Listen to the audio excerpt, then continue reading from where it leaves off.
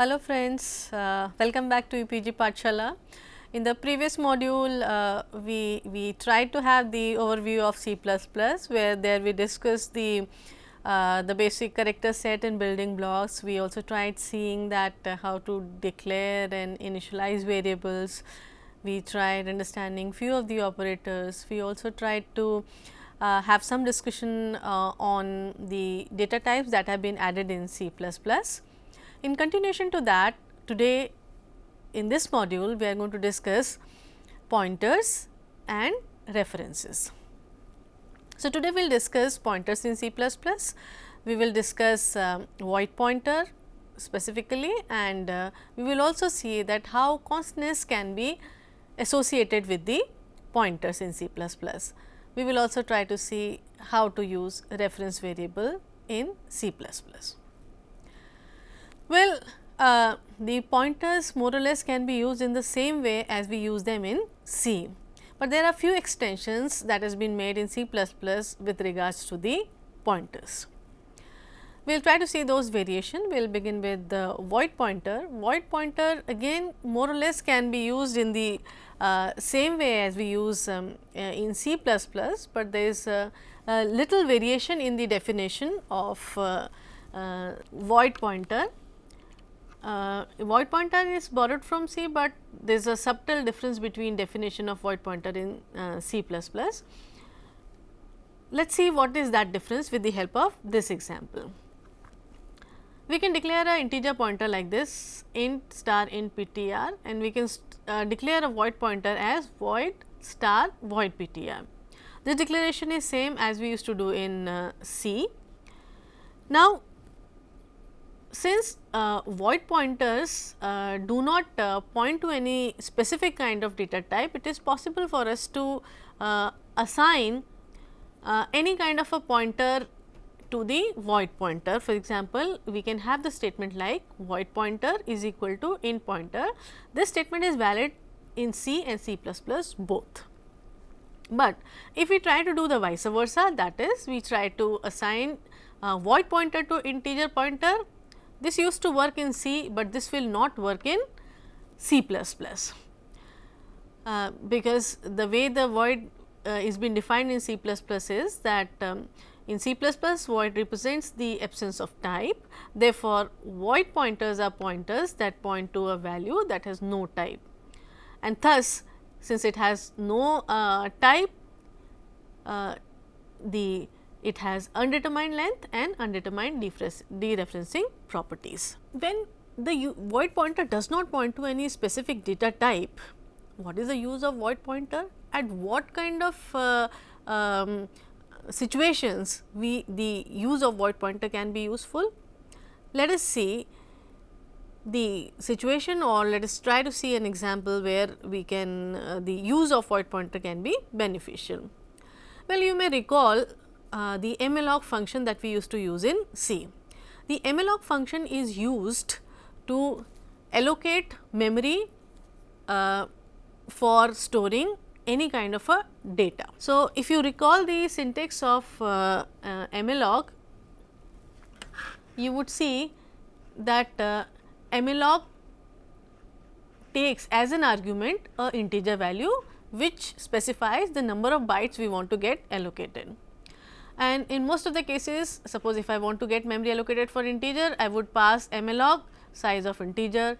If I want to get memory allocated for float, I will pass the size of float. So, now the malloc function is not limited to allocating a memory for string or for integer or for float. In fact, it can be used to get the memory allocated for any kind of the data type. Now, in this scenario, it is one function which is getting memory allocated for int also, float also, character also. In this scenario, what should be the return type of malloc function? Well, in this case, the void pointer may be a good idea. Here, malloc is getting memory allocated for integer, float or whatever it is, it may return it may have as a return type pointer to void.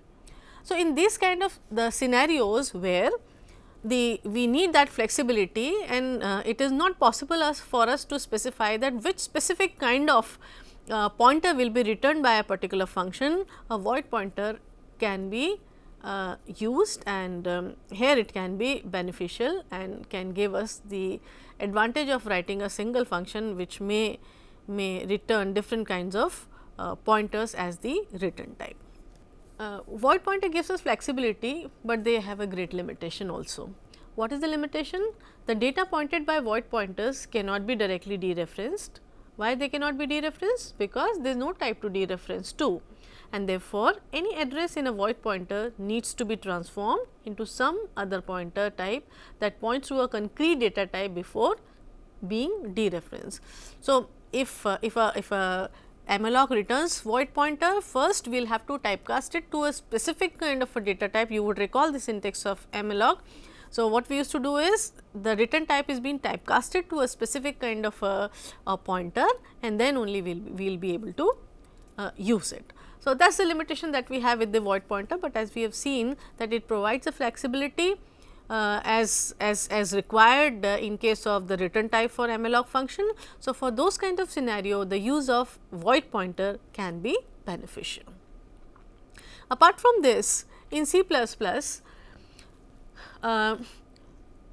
it is possible for us to associate some constness with the pointer. Okay. So, in C++, pointers can be used to access a variable by its address, and this address allows modifying the value pointed by that pointer, and this is not only in C++, in any language which supports pointers, the pointers can be used to access a variable, and not only access that variable, it can also be used to modify the value of that particular variable. But there may be some situation wherein we want to pass the address of a variable, but we do not want that address to be used for modifying that value, or sometimes we may want to pass a pointer which is pointing to some variable, but we do not want that the function should make it point to some other addresses. So, in some scenario we would want that whatever value the pointer is pointing to, we should be able to access that value, but using that pointer we should not be allowed to modify the value that pointer is pointing to. So, in those kind of scenario, what do we do? In C++, we have a way we can define either pointer to constant or a constant pointer, depending on what kind of constantness is required with the pointer. The constantness in C++ can be associated in many ways. We can have a const pointer to a non-const value, we can have a non-const pointer to a const value, we can also have const pointer to a const value. Now, there are so many combinations there. So, we would try to use examples to understand each one of them one by one. Let us first try to understand that what is a non-const pointer to a non-const int. This you would recall, let us say we have two variables x and y whose initial value is 10 and 20. So, on entering the block in which these variables have been declared, the memory location for x and y will be created, and they will be initialized with the value 10 and 20. And let us assume that the address of x is 1024 and the address of y is 1036. Now, if we declare a variable, this is the normal pointer declaration that we have been using in C. What we are doing is we are declaring a pointer variable, a memory for that will also be created, and since we have initialized with null, it would have initial value null here. Now, if I say ptr1 is equal to m%x, this ptr will start pointing to x, and what would mean that the address of x will be stored in this pointer. So, now it will be pointing to x. Now, to process this value, we can use x, we can also use this ptr. So, ptr1 and x both can be used to manipulate these 10. So, when we want to process or access or modify this variable, either we can use x or we can use the address stored in ptr1 to do so. If I say star ptr1 is equal to 25, that would modify x, because x is ptr1 is pointing to x. So, this modification either we can say x is equal to 25 or we can say star ptr1 25, that will also do the same. So, in a non-const pointer, we can make pointer to point to another variable also. For example, here earlier we were ptr1 was pointing to x, now we have made ptr1 to point to y. So, this is possible because this pointer is not been qualified anywhere as const. So, to the pointer, the variable to which this pointer points to can also change, and the value to which it is pointing to, that also can be modified using the variable. But let us say if we associate some constants to this, first of all let us try to associate the constantness to the value to which the pointer is pointing to. To do so, we can do either of these declaration. Either we can say const int star ptr is equal to address of the variable to which we want it to point to, or it could be int const. So, const int and int const, they can be used interchangeably. So, in both the scenario we are declaring a pointer which is a non-const pointer, but it is a pointing to a constant integer. Now, what are the implications of that? Let us have a look at it. Again we have x and y variable which will have memory, and those memories will be initialized with 10 and 20, and we have assumed their addresses to be 1024 and 1036. Now, if we declare a pointer where, which we are qualifying with the const, here it is pointer to a constant. So, ptr2 initially is null, but now we can make it to point to some variable. So, here we have made it to point to x2. So, it is pointing to x2, its address is being stored here. Now, if I say star ptr2 is equal to 25, this will be an error, because this pointer is pointing to a constant integer, which means that using ptr2 we would not be able to modify the value that has been pointed by ptr2.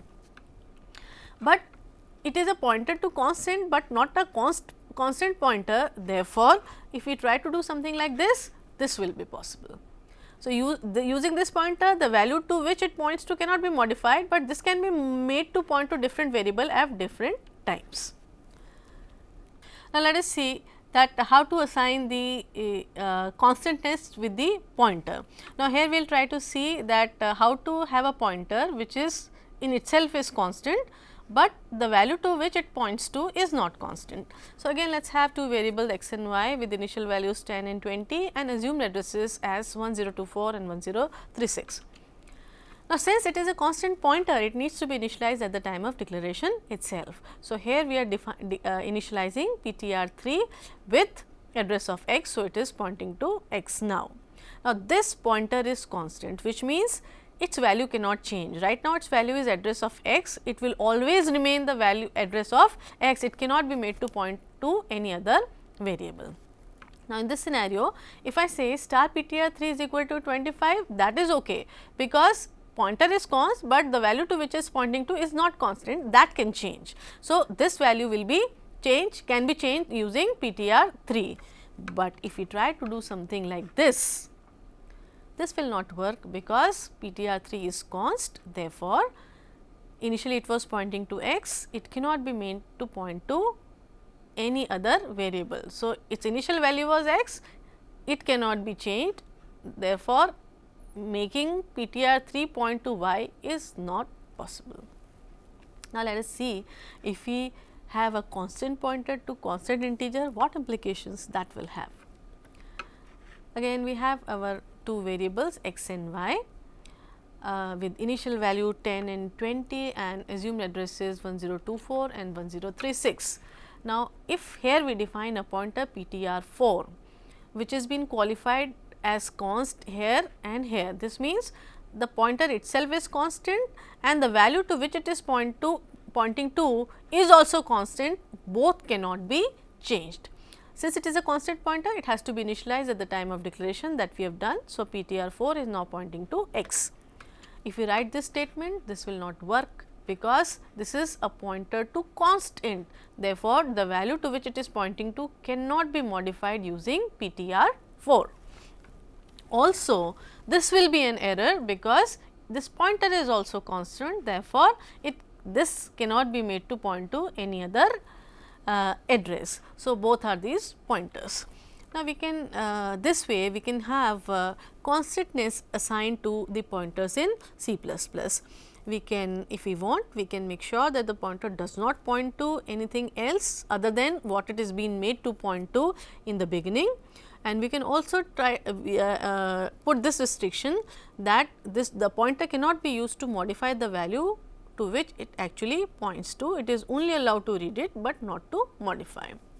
Now, the question is that in what circumstances we would want these constant pointers or a pointer to constants. Let us see an example, small example, where we would see that this using constant pointer or pointer to const may be a good idea. See, this is a program for printing a list from first the element pointed by first to the element pointed by last. You would see we are qualifying it with the const. Why we are qualifying it with the const? Because you would see that this function is meant for displaying a value, and this function does not require any modification in the values being pointed by these pointers.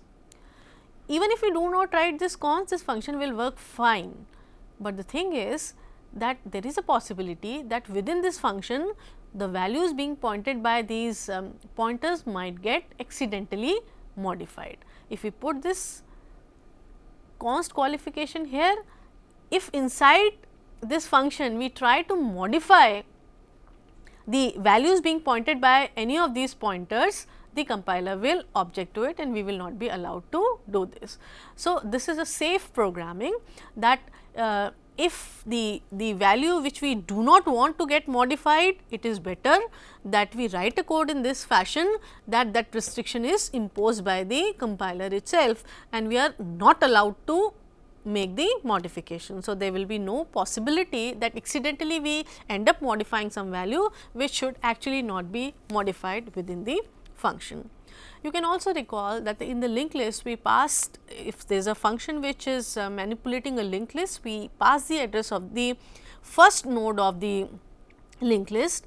If within that particular function the first node is always going to remain same, or we are not doing any insertion and deletion, we are performing any other kind of operation, it would be a good idea to pass the parameter as constant pointer, so that accidentally also we are not allowed to point to any other node, because in case of the linked list it is if we lose the address of the first element, we lose the entire list. So, when we make that pointer constant pointer, we can ensure that even accidentally we do not end up losing the address of the first variable. You may recall that the name of the array is actually a constant pointer. Why it is a constant pointer? Because the user, if accidentally modifies this, would end up losing an array. So, to ensure that the programmer does not commit any such kind of a mistake, the pointer has been defined as a constant pointer. So, even by mistake such error cannot creep into the code. So, in C++ we can use these constantness with the variable in varied ways. Apart from the pointers, C++ allows us to create very useful variable which are called reference variables. A reference variable is a reference to another variable which is already defined, but unlike pointers, in reference variable no separate memory will be allocated. It will simply become alias of another variable. Let us try to understand it more clearly with the help of an example. But before we look into the example, first see that if we want to declare a reference variable, how do we declare a reference variable? So, let us say if we have a variable, the syntax is data type ampersand sign reference variable, and it is compulsorily to be initialized with some original value whose alias we want this reference variable to become. So, here we are declaring a variable int x and we are declaring another variable int reference x, and we are initializing it with x. So, now what is happening is this reference x has become alias of x. Reference x will not have any separate memory, it would be another name given to the variable which is being represented by x. So, now that value, that memory can be now manipulated using x as well as reference x. Let us also understand it with the help of an example. This was int x, so the memory will be allocated to this x. It might be assigned some initial value 10. Now, when we declare a reference variable, here we have to use a % sign here, which is missing here, but here we have to use a % sign. It will be int % reference x is equal to x. So, now reference x has become alias of x. So, this memory can be now accessed and modified using x as well as reference x. Now, if I am assigning a value 10 to x and I am displaying reference x, it will display 10 because actually reference x is pointing to the same memory location. Variables.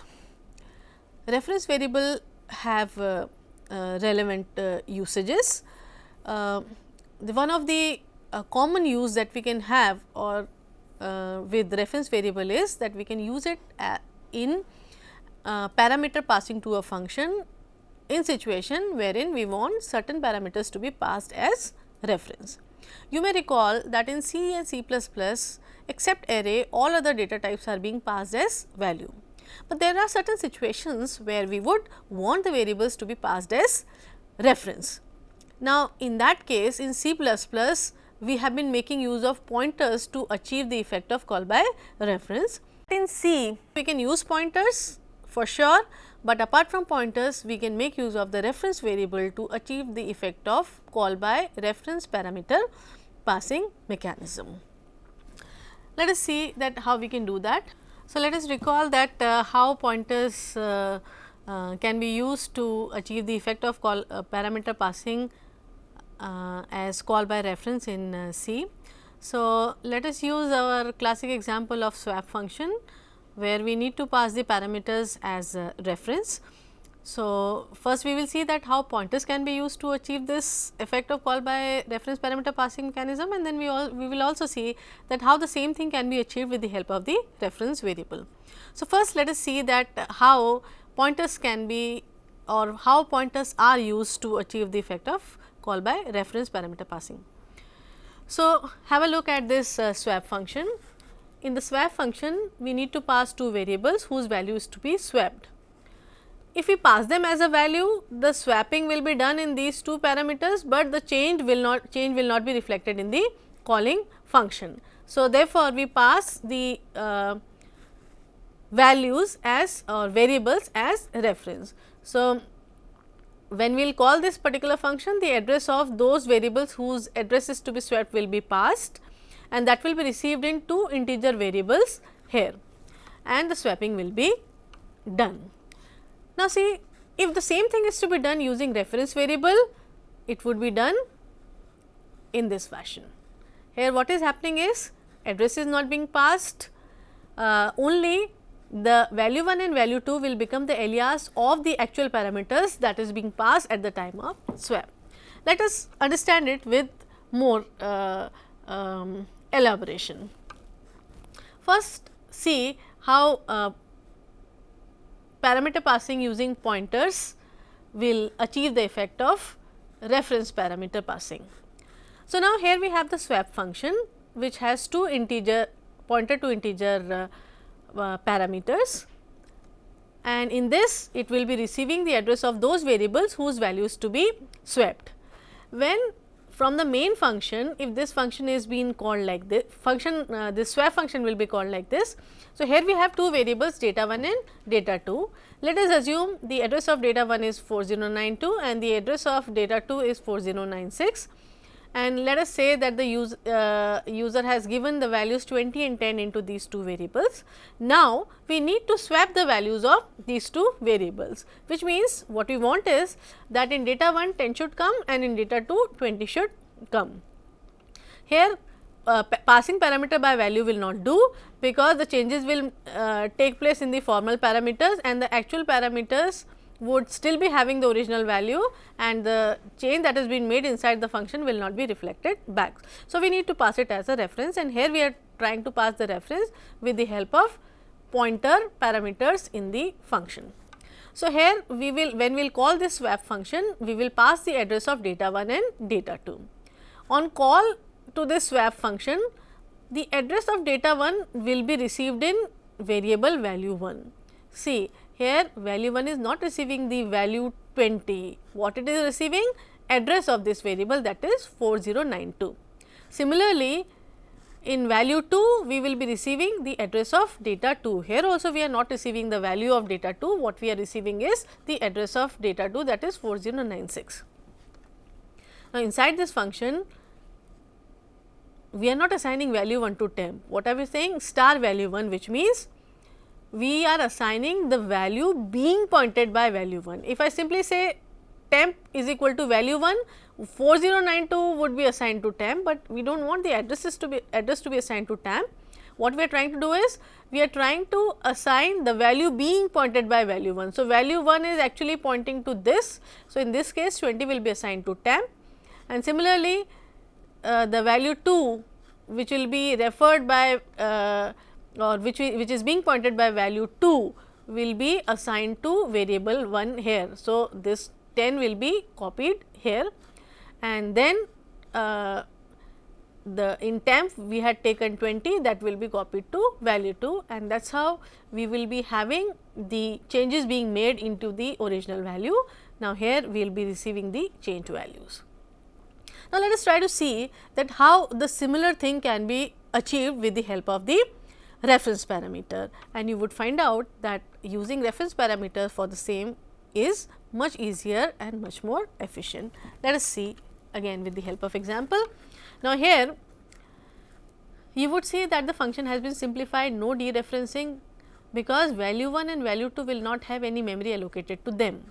On call to this function swap, it would have the similar effect, and this would mean value 1 would simply become alias to data 1. So, whatever is being pointed by data 1, value 1 will also be referred to the same variable. Similarly, value 2 will become alias of data 2. So, whatever we do inside the function, or whatever modification we do in the value and value 2 inside that function would actually happen in case of the data 1 and data 2. So, the function has become much more simpler in this case. What was the advantage of using reference variable in that case? You would see that no copy of that actual parameter was made when the function was called. If we are passing a pointer, then the memory will be allocated to the formal parameter and the value will be, the address will be copied there. In case of reference parameter, no memory is allocated, simply we assign another name or we associate another name with the original variable, and when we use that new name or the another name that we have associated, the same variable will be modified.